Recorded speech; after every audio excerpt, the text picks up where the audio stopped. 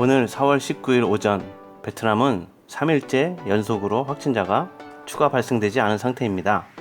총 확진자는 268명이고 201명이 완치되어서 현재 치료 중인 확진자는 총 67명이라고 합니다.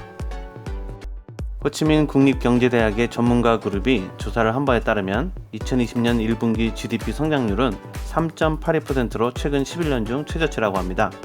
베트남은 연초에 6.8% GDP 성장을 목표했으나 월드뱅크는 최악의 경우 1.5%까지, 그리고 피치 레이팅 조사기관에 따르면 올해 베트남 GDP 성장률은 3.3%로 예측한다고 합니다. 4월 18일 정보통신부는 공식적으로 원격 보건 진단 플랫폼에 대한 보고를 하였습니다. 우엔손 푹 총리는 직접 이 프로그램 시연을 통해서 환자와 보건 요원을 격려했으며 병원과 멀리 떨어진 시골의 국민들 건강에 중요한 역할을 기대한다고 소감을 밝혔습니다. 미국의 감염병 전문가인 라비나 콜라라는 전문가는 베트남을 한국, 싱가포르와 함께 아시아에서 감염병을 잘 제어하고 있는 국가 중에 하나라고 발표를 하였다고 합니다. 코로나 바이러스가 종식될 때까지 베트남은 현명하게 관리할 것이라는 의견을 보여주었는데요. 그녀는 처음 코로나 바이러스가 발생한 1월 말에 베트남과 프랑스를 비교했다고 합니다. 현재 베트남은 268명 감염이 발생한 데 비해 프랑스는 14만 8천 명이 감염되고 17,000명의 사망자가 발생하고 있다고 하면서 베트남과 프랑스의 큰 차이는 한 나라는 정부가 주동적으로 신속한 검사와 예방을 하였으며 또 다른 한 나라는 처음부터 대응을 하는데 많은 부족함이 있었다고 분석을 했다고 합니다. 이 기사에 대해 많은 베트남 독자들이 댓글을 달았는데요. 그 내용을 보시면요. 나는 국가도 어려운데 공짜로 확진자들을 치료해주는 것에 감동을 받았다.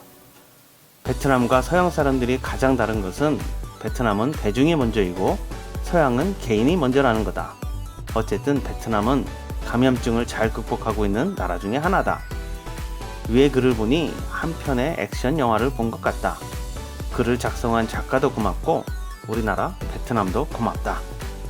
한 가지 더 중요한 건 국가가 위험에 처했을 때 국민들이 어떻게 단결하는 그 정신이지. 또 한 독자는 기쁘지만 너무 기뻐하지는 마.